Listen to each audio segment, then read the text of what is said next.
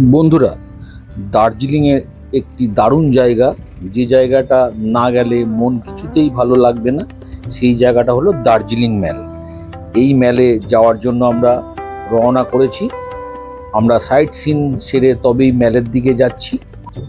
এই ম্যালে ঢোকার আগে যা দোকানপত্র আছে সেগুলি সবই আপনাদের দেখাবো, যেখানে মনের ইচ্ছা মতন আপনারা কেনাকাটা করতে পারবেন। চলুন আমরা সেই মার্কেটে যাই। আর এমনকি আমরা এখানে খুব সুন্দর একটি জায়গা, এটা হচ্ছে ক্যাভেন্টার্স। এখানে খাওয়া দাওয়ার একটা খুবই উল্লেখযোগ্য জায়গা। এই যে আমরা ম্যালের রাস্তা ধরে হেঁটে চলেছি, দেখুন দুই সাইডে প্রচুর দোকানপাট। এখানে বিভিন্ন রকম জিনিসপত্র পাওয়া যায়। আমরা দেখতে দেখতে চলেছি এই দোকানপাটগুলি। যদি ইচ্ছা হয় অবশ্যই কেনাকাটা করতে পারেন। দাম বিভিন্ন রকম, বড় বড় দোকান এখানে রয়েছে, আপনারা একটু দাম যাচাই করে অবশ্যই কিনতে পারেন।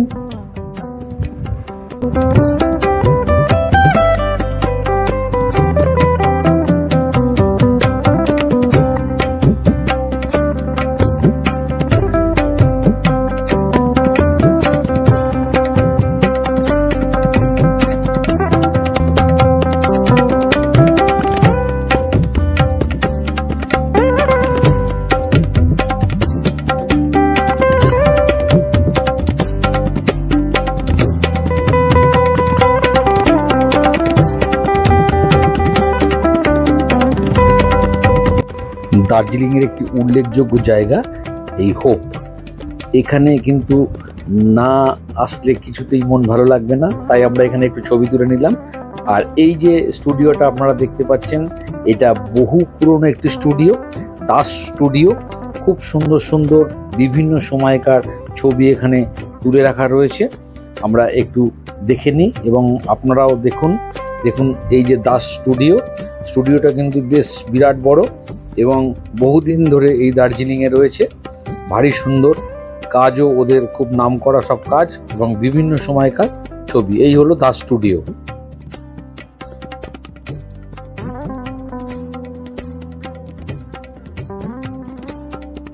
ম্যালে ঢোকার আগে যে সমস্ত দোকানগুলো আছে সেই দোকানগুলো পরপর আমরা দেখছি।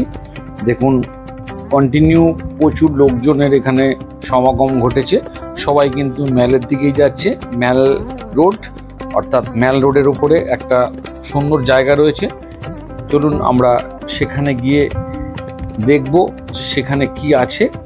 এবং তার আগে এই যে জিনিসপত্রগুলো, অর্থাৎ এখানে যে সোয়েটার, জ্যাকেট যা যা পাওয়া যায়, এটা একটু আপনারা দেখে নিন এই স্ক্রিনে।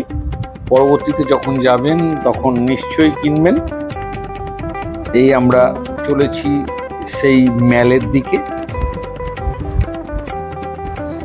এই আমরা পৌঁছে গেলাম, যেটা অনেকক্ষণ ধরে ভাবছি, যার জন্য এতটা পথ হেঁটে এলাম এবং চারিদিকে দোকানপাট দেখতে দেখতে এলাম। সেই স্বপ্নের জায়গা, সেই ম্যাল। আমরা এখন সেই ম্যালের মধ্যে প্রবেশ করেছি। ম্যালে কি কি আছে এবং এখানকার যে সুন্দর সুন্দর জিনিসপত্র বিক্রি করছে যেসব দোকানপাটগুলো, এবং এখানে কিন্তু দার্জিলিংয়ের চা পাওয়া যায়, অবশ্যই টেস্ট করতে পারেন। আপনারা কোনো জায়গায় বসলেই দেখবেন এখানে যে বড় বড় দোকানগুলো আছে সেখান থেকে সেলসম্যানেরা চা খাবেন কিনা সেটা জিজ্ঞাসা করতে আসবে। অবশ্যই যদি মনে হয় চা খেতে পারেন। দেখুন এখানে ম্যালের মধ্যে সবাই কি সুন্দরভাবে ঘুরে বেড়াচ্ছে এবং ভারী সুন্দর পরিবেশ। কেউ কেউ আবার ঘোড়ার পিঠে চড়েও এই ম্যালে সুন্দরভাবে ঘুরছে। দেখুন খানিকটা কুয়াশা মিশ্রিত আবহাওয়া এই ম্যালের, তবে বেশ ভালোই ঠান্ডা রয়েছে। এখন প্রায় অনেকটাই বিকেল হয়ে গেছে। এই যে আমরা এই ম্যালে রয়েছি।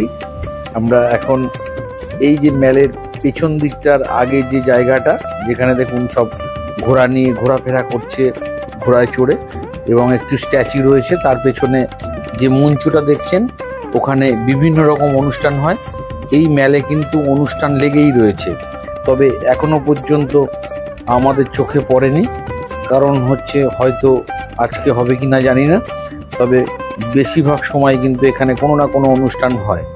চারিদিকটা একটু ঘুরিয়ে দেখি।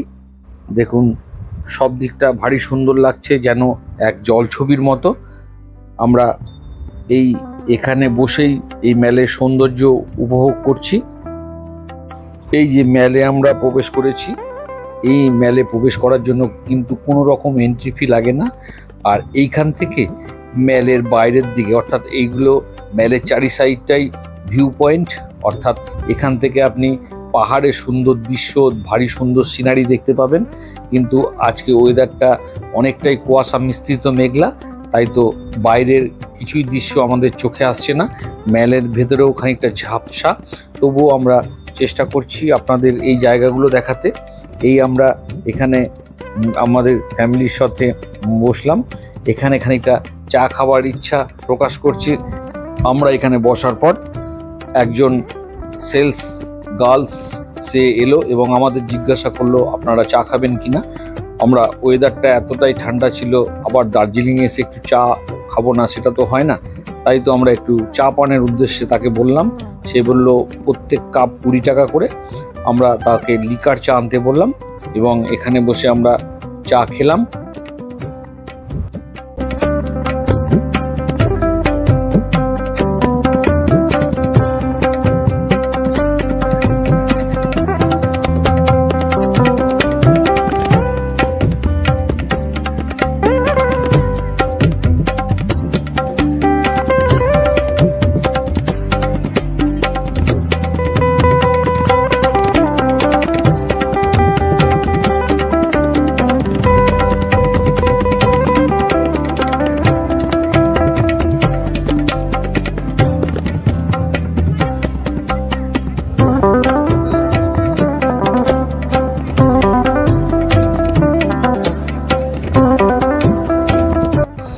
মহাকাল মন্দির পশ্চিমবঙ্গের পাহাড়ের দার্জিলিংয়ে অবস্থিত। এই মহাকাল মন্দির একটি বিশেষ আকর্ষণীয় জিনিস। এটি ভারত বিখ্যাত দার্জিলিং এর একটি আকর্ষণীয় কেন্দ্র হলো দার্জিলিং মেল। এই মেলের পেছনের দিকে ডান দিকের রাস্তাটি ধরে সোজা মহাকাল মন্দিরে পৌঁছানো যায়। নিচের মেল থেকে পাহাড়ি পথে অন্তত 15 মিনিট হেঁটে তবেই পৌঁছাতে হবে এই মন্দিরে। তার উপরে উঠে এক অদ্ভুত বৈচিত্র্য আছে, যা গোটা ভারতবর্ষে আর কোথাও দেখা যায় কিনা সন্দেহ। এই মেলের সমতল থেকে এই মহাকালের মন্দির কিন্তু অনেকটাই উপরে। দেখুন, বাঁকা পথে অর্থাৎ পাহাড়ি পথে আমরা চলেছি। কখনো বা সিমেন্টের রাস্তা, কখনো বা পিচের রাস্তা, কখনো বা নর্মাল রাস্তা। সেই রাস্তা ধরেই আমরা সামনের দিকে অর্থাৎ মহাকাল মন্দিরের উদ্দেশ্যে রওনা করেছি। আমরা চলেছি বেশ খানিকটা পথ, বেশ খানিকটা চড়াই উতরাই, অর্থাৎ এখানে আসতে হলে বেশ দম সহকারেই আসতে হবে, কারণ হচ্ছে একটু রেস্ট নিয়েও আসা যেতে পারে। তবে এই যে মন্দির, এখানে কিন্তু অবশ্যই আমাদের প্রত্যেক যারা দার্জিলিংয়ে আসি তাদের কিন্তু প্রত্যেকেই আসা দরকার, কারণ এখানে কিন্তু এক অভিনব সুন্দর ব্যাপার, যা ভারতবর্ষের কোথাও এই জিনিস দেখতে পাওয়া যায় না। জিনিসটা কি আমরা মহাকাল মন্দিরে পৌঁছানোর পরেই আপনাদের বিশ্লেষণ করব। দেখুন, এখান থেকে দারুণ সুন্দর ভিউ ওপর থেকে।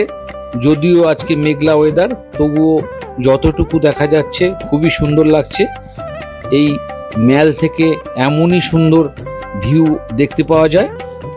মেল থেকে তো আমরা ওই সাইডে দেখতে পাইনি, এই মন্দিরে ওঠার পর অর্থাৎ মন্দিরের রাস্তায় আসার পরেই এই সুন্দর ভিউ আমরা দেখতে পাচ্ছি। দেখুন আপনারা।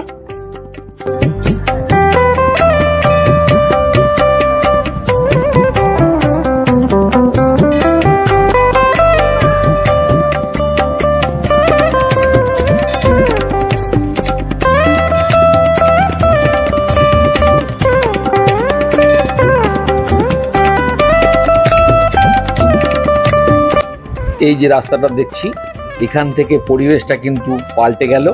রং বেরঙের পতাকা দিয়ে সাজানো এই জায়গাটা, এটা কিন্তু তিব্বতীয় কালচারের মধ্যে পড়ে বা তিব্বতীয় মনস্ট্রিতে দেখা যায়।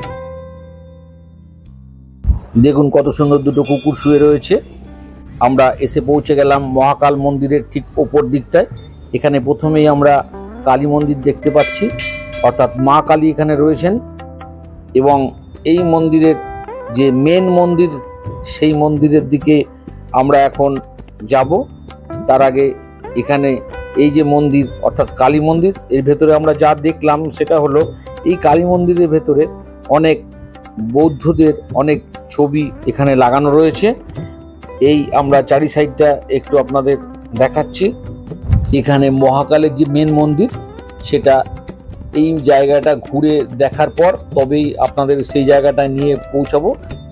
এখানে বৌদ্ধ ধর্ম এবং হিন্দু ধর্ম একসাথে পূজা হয়। 1765 সালে এখানে একটি বুদ্ধিস্ট মনস্ট্রি ছিল, যার নাম দার্জিলিং, যেটা তৈরি করেছিলেন রামা দার্জিলিং। এই সময় 3টি শিবলিঙ্গ হঠাৎ এখানে দেখতে পাওয়া যায়। 1815 সালে উপজাতিদের আক্রমণের ফলে এই মনস্ট্রি ধ্বংস হয়ে যায়, কিন্তু সেই 3টি শিবলিঙ্গ সেখানেই থেকে যায়। এরপর 1861 সালে মনস্ট্রিটি আবার তৈরি করা হয়, কিন্তু এখানে নয়, এখান থেকে 1 কিলোমিটার নিচে ফুটিয়া বস্তিতে। আর এখানে মহাকাল মন্দিরটি তৈরি হয় 1900 সালে। আর তখন থেকেই এখানে হিন্দু ধর্মের এবং বৌদ্ধ ধর্মের একসাথে পুজো করা হয়। আমরা যে শিবলিঙ্গগুলিকে দেখতে পাচ্ছি সেগুলি হলো তখনকার সেই শিবলিঙ্গ।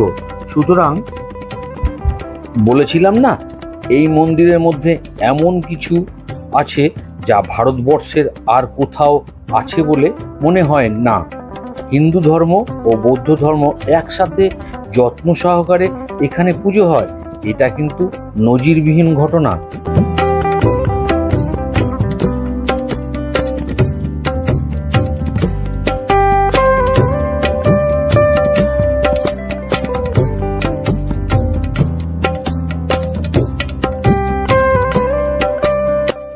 এই যে মন্দিরে এখন আমরা যেখানে প্রবেশ করছি সেটাই হলো মহাকালের মন্দির।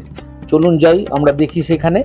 এখানে কিন্তু হিন্দু ধর্মের দেবদেবী এবং বৌদ্ধ ধর্মের সব দেবতারা এখানে কিন্তু আছেন। চলুন দেখবেন। দেখুন একত্রিতভাবে দুজনাই পাশাপাশি বসে, হিন্দু পুরোহিত এবং বৌদ্ধিস্ট, এরা কিন্তু দুজনায় মিলেই এখানে পুজো পার্বণ করছে। অর্থাৎ এই জিনিস কিন্তু আর কোথাও দেখতে পাওয়া যায় না। ভারী সুন্দর।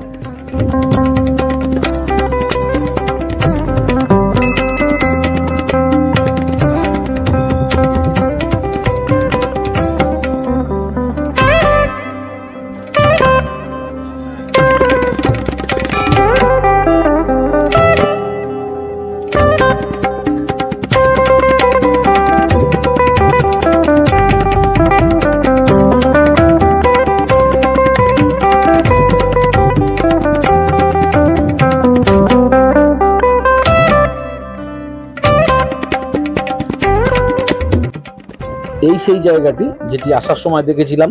ভারী সুন্দর, অনেক রকম ফ্ল্যাগ, রং বেরঙের ফ্ল্যাগ দিয়ে চারি সাইডটা সাজানো। এই যে পতাকাগুলো দেখছেন, এই পতাকাগুলো কিন্তু প্রত্যেকটা পতাকার গায়ে কিন্তু বৌদ্ধ মন্ত্র উচ্চারণ করা রয়েছে, অর্থাৎ লেখা রয়েছে। সবাই দেখুন উপরে মহাকাল মন্দির দর্শনের জন্য উপরে উঠছে। এখন নিচে যাব। নিচে যেতে যেতে যে সৌন্দর্য, প্রাকৃতিক সৌন্দর্য, চলুন দেখি কতটা দেখতে পাওয়া যায়। এই দেখুন, এগুলো যাওয়ার সময় দেখাতে পারিনি। এই মেলে আবার নেমে এলাম। যখন গেছিলাম তখন কিন্তু আলো জ্বলছিল না। এখন দেখুন সন্ধে ঘনিয়ে এসছে এবং মেলের চারিদিকটায় আলোয় আলোকিত হয়ে গেছে। আমরা এখন এই মেলের প্রাকৃতিক দৃশ্য খানিকটা দেখি। এরপরে এখান থেকে আমরা আবার হোটেলের উদ্দেশ্যে রওনা করলাম। দেখুন রাস্তার দুধারে কেমন ভিড় জমে উঠেছে। আমরা এখন আস্তে আস্তে গুটি গুটি পায়ে এগিয়ে চলেছি।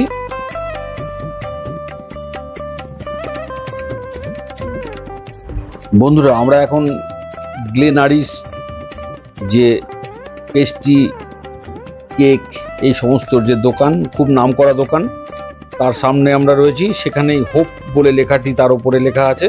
সেখানে বহু লোক ছবি তোলে। দার্জিলিংয়ে এলে এখানে ছবি না তুললে নাকি মন ভরে না। এই আমরা গ্লেনারিসের সামনে রয়েছি। এখান থেকে আমরা সব জায়গাটা দেখে নিচ্ছি, ভেতরটা কেমন দেখুন বন্ধুরা, দেখে নিন। সব লাইন দিয়ে এখানে যে যার ইচ্ছা মতন এখান থেকে খাবার কেনে।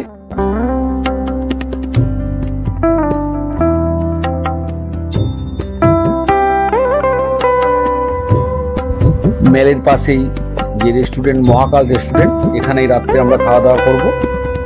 আমরা তাই তো এই হোটেলের ভেতরে গেলাম। বন্ধুরা, ভিডিওটি যদি ভালো লেগে থাকে তাহলে লাইক, কমেন্ট এবং শেয়ার অবশ্যই করবেন। নমস্কার বন্ধুরা।